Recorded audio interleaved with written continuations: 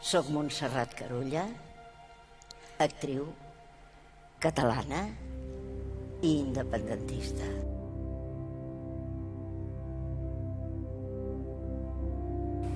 L'11 de setembre, el poble català va ensenyar les dents. No s'ho pensaven.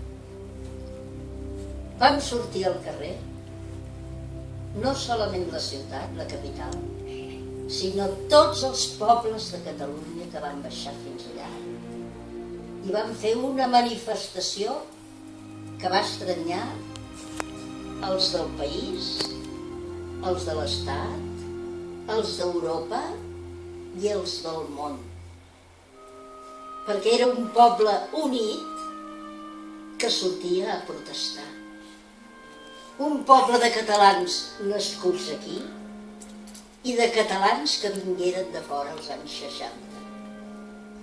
Que van venir empenyuts per regant alguns i sobretot mig obligats pel Franco, que volia d'aquesta manera diluir l'esperit català.